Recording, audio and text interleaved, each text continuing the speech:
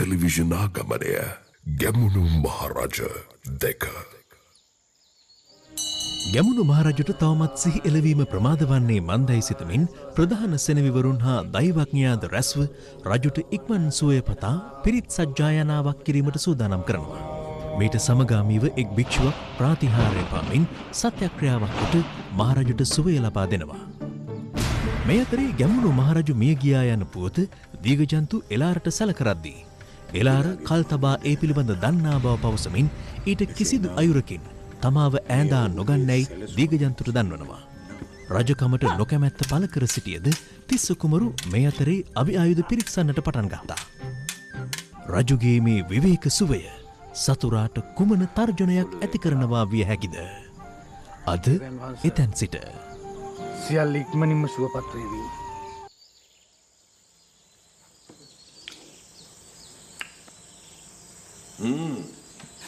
මේ රිදී ස්තර මගේ මව්බිමේ ඒවාටත් වඩා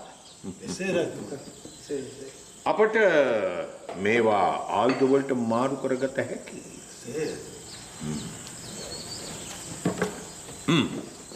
අසුබ දේවයන් වහන්සේ මාගමින් පණිවිඩයක් පරවියන් මගේ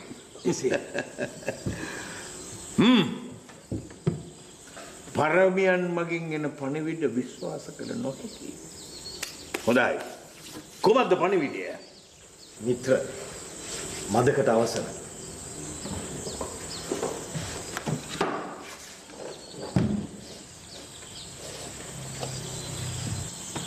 කිමෙක් දාරංචිය?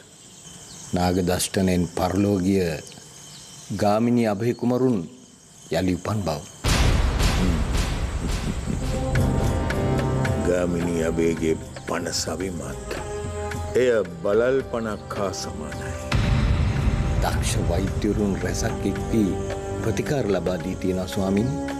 ගාමිණී අභය නාගෙක්. රහස් වෛද්‍ය ක්‍රම නාගයන් තුළ තිබෙනවා. භික්ෂූන් තැන තැන රැස් වී පිරිත් සජ්ජායනා කළ බව සැලයි. ගාමිණී අභයගේ ශක්තිය භික්ෂූන් නාලිත එය කිසි දිනක මට ලබා ගන්නට බෑ. මන්ද මම ආක්‍රමණිකයෙක්. අපේ සතුරා යලි ජීවග්‍රාහීව සිටිනවා රජතුමනි. දෛවය යයි නාලිත. අසේලමෙන් ගාමිණී අභය මිය යා යුත්තේ මාතින්. අත්දැකීම් රහිත හුරු බුහුටි තරුණයා. චණ්ඩ භවයේ ප්‍රතිමූර්තිය ඔහුයි. ඔහු කඩු සටහන හරියට දන්නේ නැහැ. කඩු හා බැඳුණු පා චලන ඔහු නිවැරදි ලෙස දන්නේ නැහැ. ඔබ වහන්සේ කඩු සටනෙහි විශිෂ්ටෙක් බව දන්නවා. මහසයුර නාවික ජීවිතය මට ලබා දුන්නු විශිෂ්ට දායාදයයි. දුක් කරදර මැද ලබා දුන්නු දක්ෂතාවයයි. ඒ දක්ෂතාවය මා රජකු බවට පත් කළා. ආගම කම්හල්වල අවියායුධ රසක් තනමින් පවතින බව සැලයි රජතුමනි. නානිත කිසි දෙයකට බියවන්නට එපා. මගේ අසිපත සාදා ඇත්තේ මගේ මව්බිමේ. එහි තියුණු වානේ තලය මගධ දේශයෙන් උජ්ජයිනී වටිනා දැවවලින් තමයි මිට සාදා ඇත්තේ.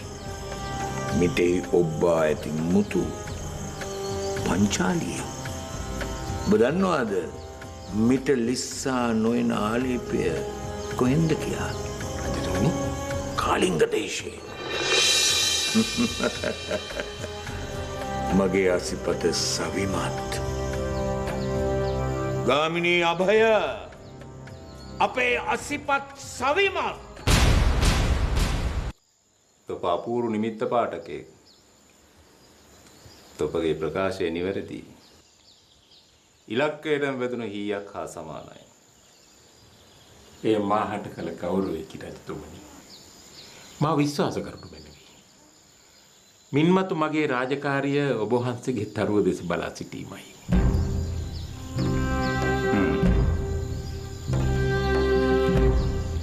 ඔබ වහන්සේ මේ අනාවැකි පළකිරීම විග්‍රහ කරගන්නේ කෙසේද?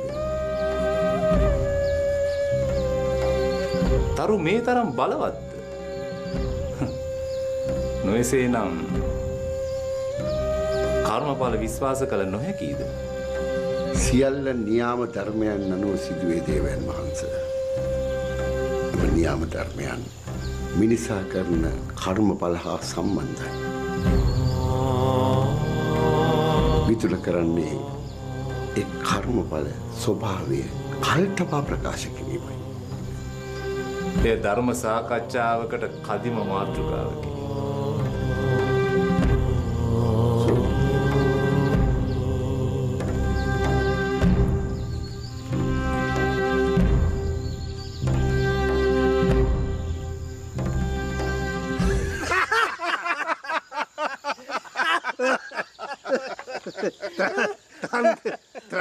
තන්ත්‍රයානිකයන් සියල්ල දන්නවා ස්ත්‍රීන් පිළිබඳ.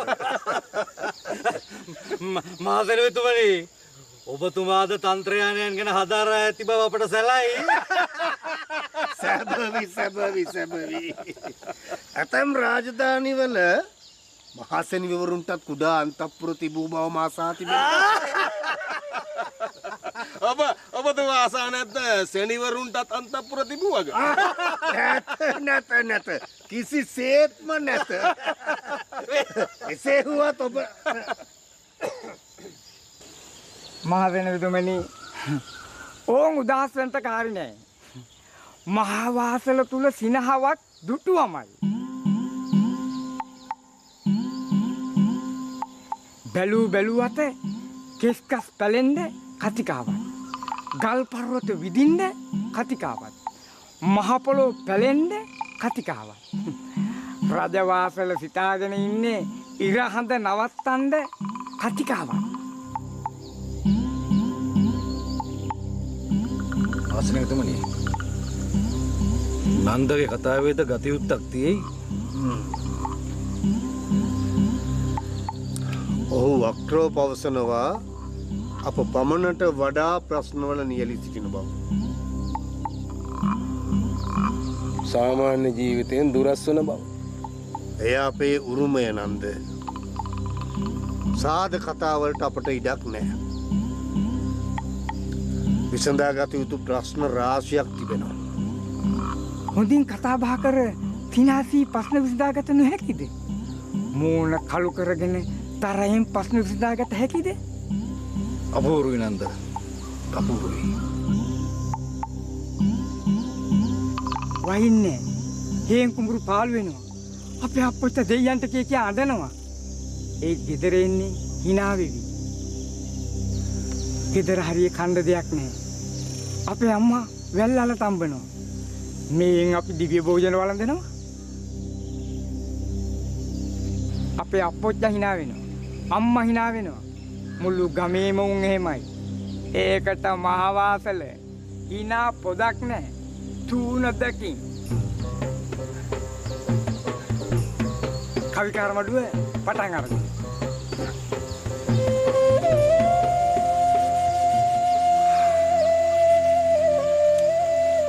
මේ කරුණවල සත්‍යයක් තියෙනවා රට්ට. මුටසීව රජතුමන් වසර 60ක් රාජ්‍යත්වය දැරුවා. එතුමන් මහාමේඝ උයන කෙරෙව්වා. කවින් පවසන්නේ එතුමන්ගේ රාජ්‍යයේ මුහුණ අනුරාධපුරේ බවයි. එතුමන්ට දරුවන් කී දෙනෙක් සිටියාද? 10 දෙනෙක්. ඉන්පසු පුත් කුමාරවරු 10 දෙනෙක් සහ දියණිවරුන් 2 දෙනෙක්. රජකම හිමිවන්නේ කීවෙන පුත්‍රයාටද? දේවානම්පියතිස්ස කුමාරයාට. ඔහු කීවෙන පුත්‍රයාද? මුටසීව රජතුමාගේ දෙවෙනි පුත්‍රයා. පිය රජුගෙන් පසු රාජ්‍යත්වයේ හිමි වූ යුත්තේ තම ජ්‍යෙෂ්ඨ පුත්‍රයාට යන නියාමය එතනින් උල්ලංඝනය වනවා නේද? එසේ. ඒත් මේ කතාවලින් දැන් ප්‍රයෝජනයක් නොවේ. ගාමිණී අබේකුණු රාජ්‍යත්වයට පත්ව අවසන්. මේ අසනිමෙන් හයමුතු, ගජමුතු, ආමලකමුතු, වලටමුතු, අඟුලිට්ටකමුතු, කකුයිවලමුතු යන මුතුද ඉන්ද්‍රනීල මාණික්‍ය, පద్මරාග මාණික්‍ය, වෛසූර්ය මාණික්‍ය, උණයස්ත්‍ය යන සම්පත් පොළවෙන් පැන නැග්ගේය. මේ දේවානම්පියතිස්ස කුමරුන්ගේ පිනටය. රජතුමා මේ සියල්ල ත්‍යාග කළා ධර්මාශෝක රජතුමාට. මා ඒ බව අසා ඇති. ප්‍රතිපඬුරු ලෙස ලැබුණේ මොනවාද? මලපිසුනාව, කිරීටය, කඩුව, සේසත, මිරිවැඩි සඟල, හිස්වෙලුම, කර්ණාභරණ ද්‍රව්‍ය, කෙන්ඩිය, කිරිසඳුන්දර, සක්ගෙඩිය, සුවඳ වෙලෝන් මේ සියල්ල කුමකද? රාජාභිෂේකයට අවශ්‍ය දේ. හරියටම. ගාමිණී අබේ රාජාභිෂේකයට මේ සියල්ල තිබුණාද? නොදනිමි කුමරුනි. මේ සියල්ල මා සතුයි. රාජකීය යෂ්ටියද මා සතුය. ඉතින් කෙසේද එය නිවැරදි රාජාභිෂේකයක් වන්නේ?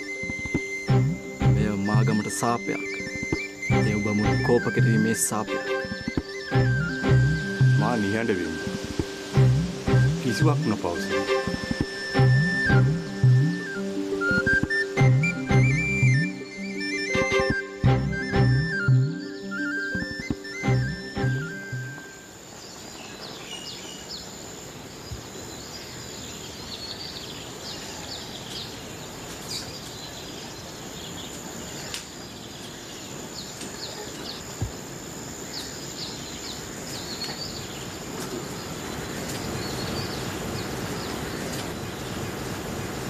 සුරනිවල සෙනෙතුමනි.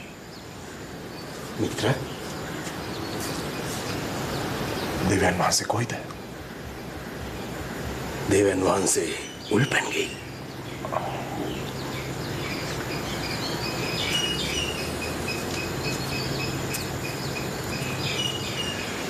මා සෙනෙතුමන් මට කීප විටක්ම බල කළා. රජතුමන් සමග කාතිකා කුමරියගේ ප්‍රශ්නය සාකච්ඡා කළ යුතු බව. කාතිකා කුමරියගේ ප්‍රශ්නය? රාජකීය විවාහයකින් රජතුමාගේ ජනප්‍රියත්වය තවත් වැඩි වෙනවා සෙනෙතුමනි. මෙය කදිම අවස්ථාවක්. ඇයක් ශාස්ත්‍රීය කුමරියක්. අප සෙනීවරුන්ගේ ආචාර ධර්ම උල්ලංඝනය කළ යුතු නැහැ. මහාවාසල රාජකීයන්ගේ අති පෞද්ගලික කටයුතු වලට මැදිහත් විය යුතු නැහැ. ඒත් සෙනෙතුමනි, මෙය අතිශය දේශපාලනමය ප්‍රශ්නයක්.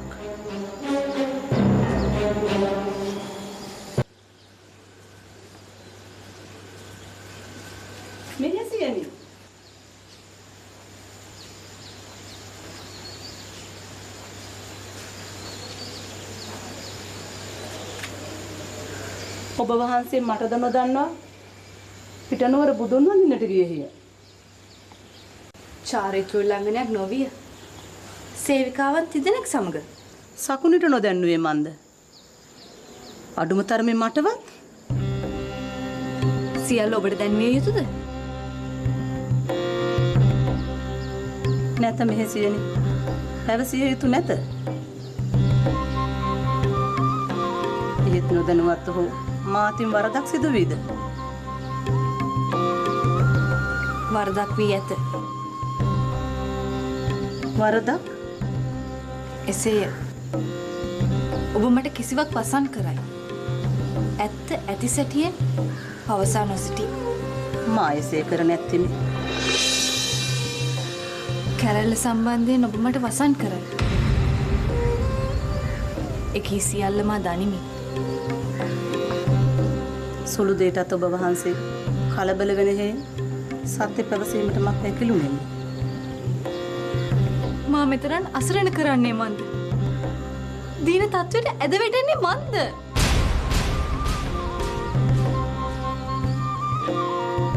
මා කිසි දිනක රාජශ්‍රී නොපැතුවෙමි.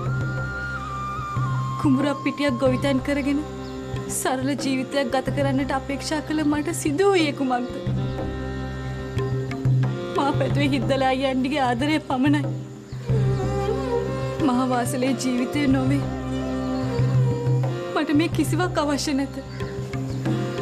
මට කුඩා කාමරයක් පිළියෙල කර දෙන්න. වළම්පිගම් කීපයක් දෙන්න. මට අවශ්‍ය වන්නේ නිදහස පමණයි සුජාතා.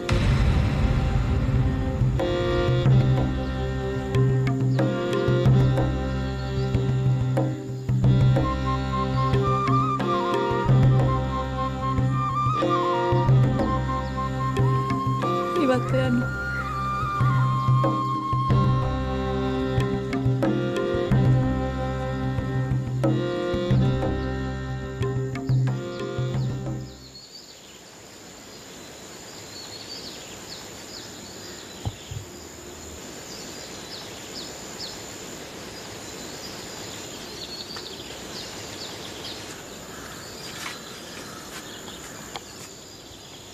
සුර්ණවල නන්දි මිත්‍ර මෙවර සෙනී මණ්ඩලය මගුල් කපුකම් බාරගෙනද?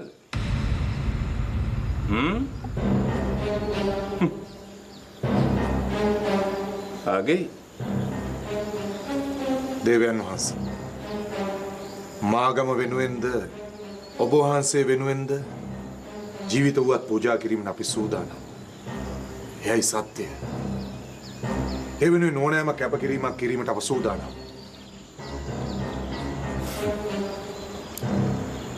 කිසි විටකත් රන්මැණිකා හැර වෙනත් ස්ත්‍රියක් ගැන සිතන්නේ නැහැ.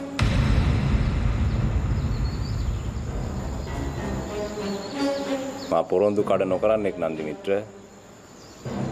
තොප ආඩම්බර විය යුතුයි තොපගේ රජතුමා ගැන.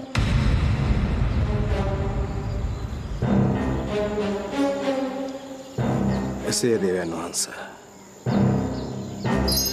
ගම්නායකයින් කීප දෙනෙක් රහසිගතව අමතා තිබෙනවා. ඔවුන් ගාමිණියබේ රජතුමන්ට විරුද්ධව සංවිධානය කළ බව දැන් රහසක් නෙවෙයි. මාගම රාජධානිය වෙනුවෙන් දිවි පුදන්නට සරසනු. කවුරුන් හෝ කාතිකා කුමරිය සමග විවාහ වන්නේ නම් ඔහු දැවැන්තෙක් වේවි.